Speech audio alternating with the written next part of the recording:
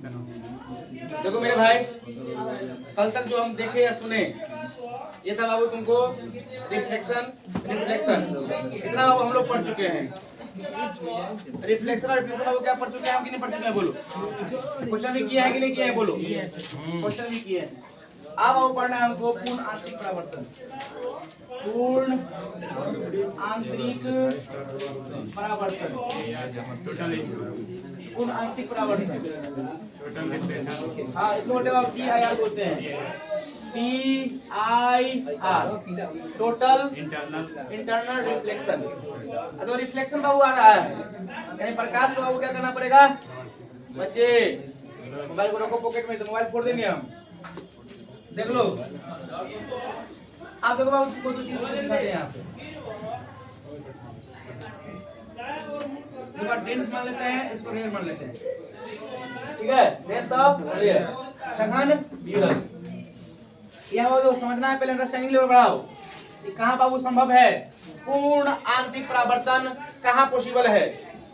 थोड़ा पॉसिबल ही समझ में नहीं आया, चीजें कैसे आसान लगेंगी। तो पहले देखो, इसको मानते हैं हम लोग R और ये मान लेते हैं D, ठीक है बाबू?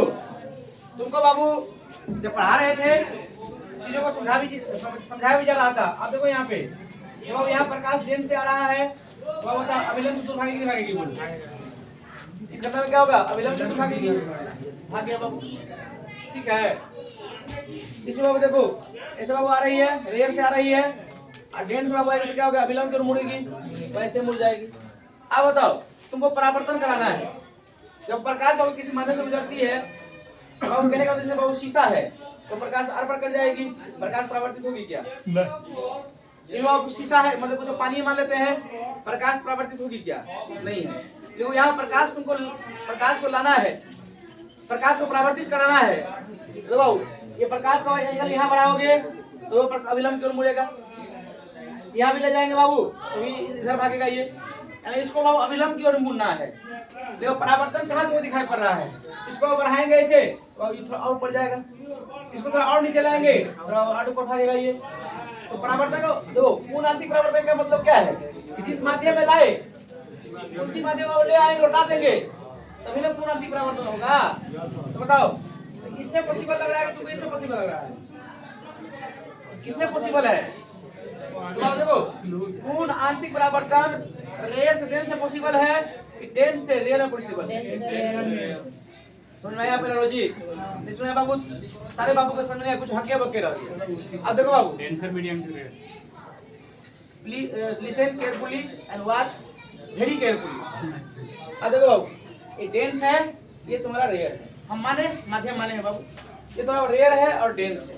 तो ये माध्यम बाबू पढ़ाया गया था, तो ये माध्यम होते हुए मतलब अपवर्तन करवाने के लिए।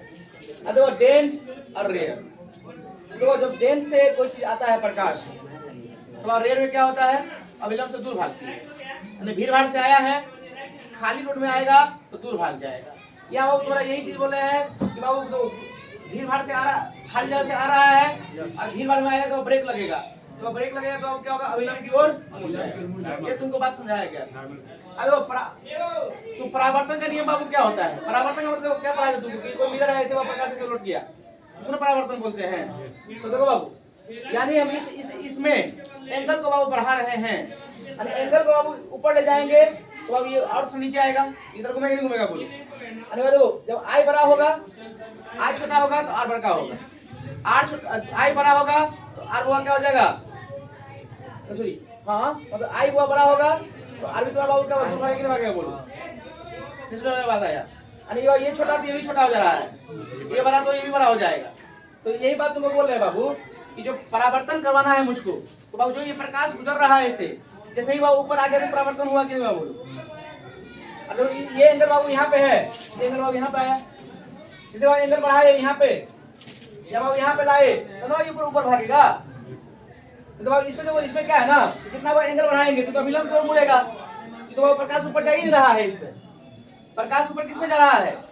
इस घटना में जा रही है। इसमें भाई अरे समझ में रहा है? अरे प्रकाश इसी में ऊपर जा रहा है मुड़ के, इसी में पॉसिबल होगा कि प्रकाश को हम ऊपर लाना है, परावर्तन करवाना है तो उसको ऊपर लाना पड़ेगा। परावर्तन का मतलब क्या होता है? एक ही माध्यम में लौटाना परावर्तन है। जैसे अब हम हवा में लाते हैं प्रकाश को, जैसे शीशा में यूज करते हैं ना, दर्पण ग्लास में मुंह देखते हैं ना, तो माध्यम उसे है ना, गैस टू गैस देखते हैं। तो परावर्तन का मतलब ये शीशा है तुम्हारा, अभी तो बाबू किस कहाँ है, तो ग्लास में घूम रहा है।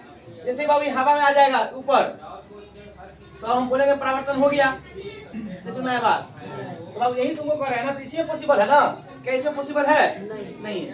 तो बाबू कभी भी तुम एक चीज ध्यान रखना कि परावर्तन तभी संभव है जब क्या हो, जब बाबू तुम्हारा क्या हो, डेंस से रेयर घटना घटे। जब प्रकाश डेंस से रेयर आएंगे तभी बाबू क्या होगा, तुम्हारा पूर्ण आंतरिक परावर्तन होगा, रेयर से डेंस नहीं होगा। सुनाया बात, सुनाया ना बाबू। और जब बाबू विरल से सखर में जाएंगे तो परावर्तन होगा, पूर्ण आंतरिक परावर्तन होगा। तो पहला पॉइंट बाबू लिखा आगे समझ में, पहला पॉइंट लिख दो, पूर्ण आंतरिक परावर्तन की घटना, पूर्ण आंतरिक परावर्तन की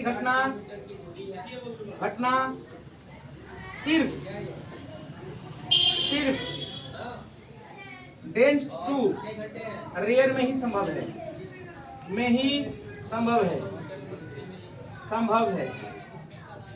तो सीएससी वाला क्या बनाते दोस्तों, उसको बोलते हैं डर।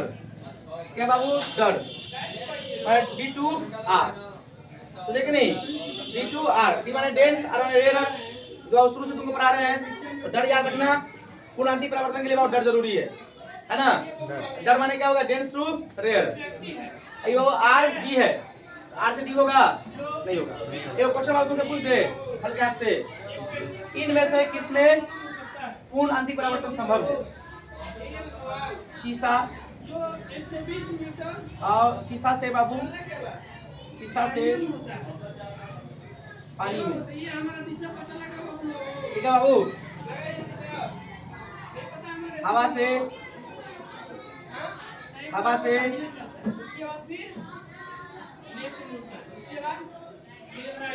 लोहा, ठीक है बाबू। कितना बाबू, निर्वात से हवा, ठीक है। फिर थोड़ा बाबू हो जाएगा, तो तीनों बाबू लिखते हैं, 1 2 3 बना इसको, 3 बाबू हो गया तुम्हारा। तो पूर्ण आंतरिक परावर्तन का नियम क्या बताया तुमको, डेंस से रेयर।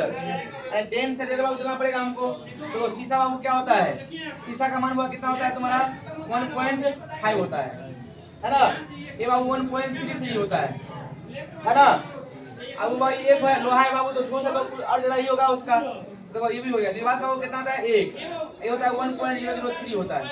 तो बाबू ये तुम्हारा बाबू क्या है, रेयर है कि नहीं है बोलो, अरे बार डेंस हुआ कि नहीं हुआ बोलो। जिसका मान बढ़ता है वो डेंस हो जाता है। तो बाबू डेड है, तो डेंस, ये बाबू क्या है, रेयर है। तो बाबू घटना क्या होता है, डेंस से रेयर। तो बाबू किसमें संभव है, किसमें संभव है।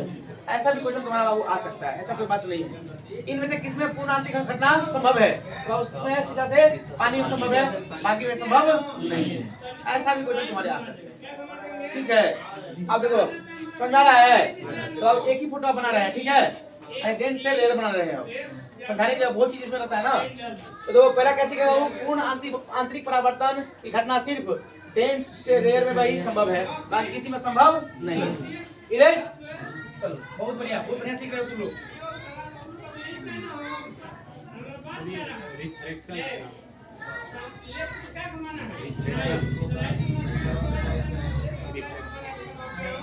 परावर्तन होता है बाबू, देखो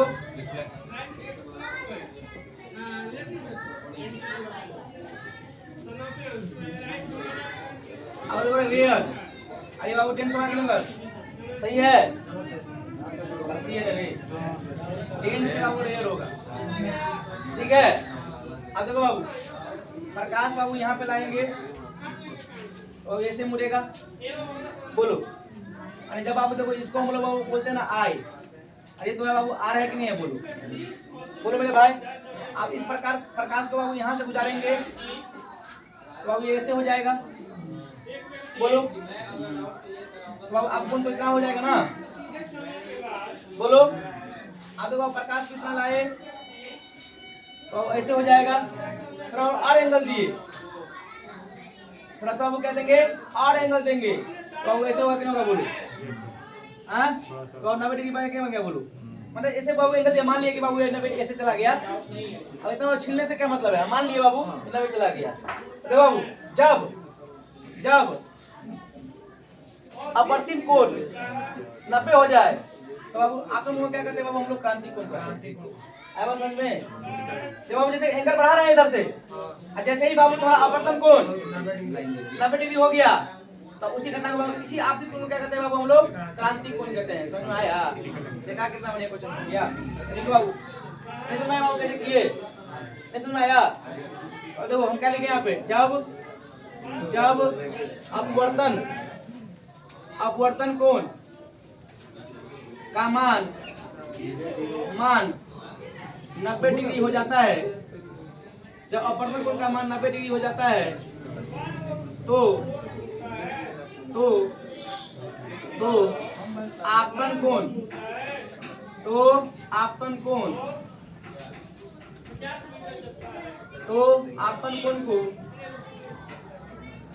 को ही क्रांति कोण कहा जाता है, क्रांति कोण ही कहा जाता है, क्रांति कोण कहा जाता है। ठीक है बाबू, जब अपवर्तन कोण का मान 90 डिग्री हो जाता है तो बाबू क्या हो जाता है बाबू, तब इसी आपतन कोण को बाबू क्या कहते हैं, हम लोग क्रांति कोण कहते हैं। समझ में आया? आप देखो बाबू इसी विषय में एक बात समझना चाहते हैं बाबू, आप बताओ स्नेल का नियम क्या कहता है, sin I अपॉन स्नेल बाबू क्या कहता है, स्नेल बाबू क्या कहता है बाबू, बोलो क्या कहता है,